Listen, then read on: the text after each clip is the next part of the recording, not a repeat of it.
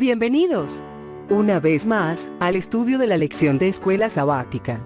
Que este material sea de bendición para tu vida, esperando que nos puedas apoyar suscribiéndote y compartiendo este video.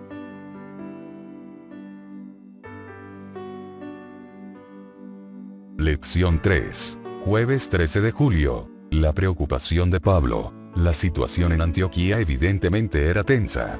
Pablo y Pedro, dos líderes de la iglesia, estaban en conflicto abierto.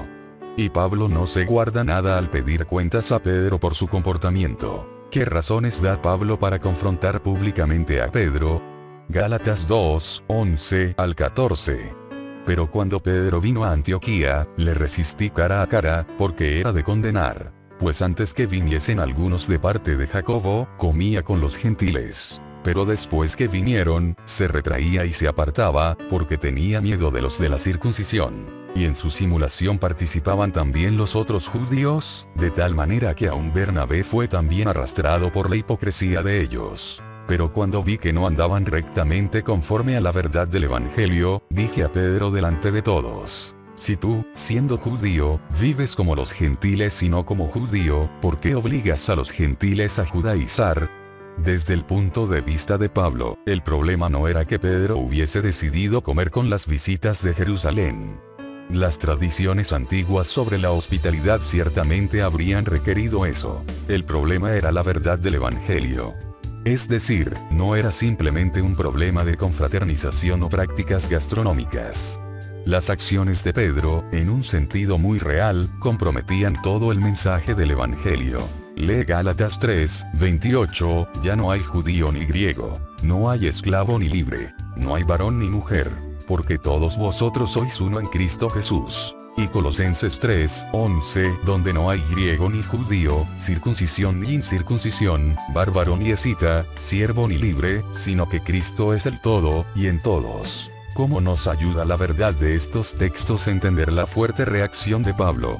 Durante la reunión de Pablo en Jerusalén con Pedro y los demás apóstoles, habían llegado a la conclusión de que los gentiles podían disfrutar de todas las bendiciones en Cristo sin tener que someterse primeramente a la circuncisión. La actitud de Pedro ahora ponía en riesgo ese acuerdo. Allí donde antes los cristianos judíos y gentiles se habían reunido en un ambiente de confraternización abierta, ahora la congregación estaba dividida, y esto podía llevar a tener una iglesia dividida en el futuro. Según el punto de vista de Pablo, el comportamiento de Pedro implicaba que los cristianos gentiles eran creyentes de segunda clase, en el mejor de los casos, y creía que las acciones de Pedro presionarían a los gentiles a ceder si querían experimentar la plena comunión. Por ende, Pablo dice: si tú, siendo judío, vives como los gentiles y no como judío, ¿por qué obligas a los gentiles a judaizar? Gálatas 2, 14. La palabra judaizar era una expresión común que significaba adoptar un estilo de vida judío.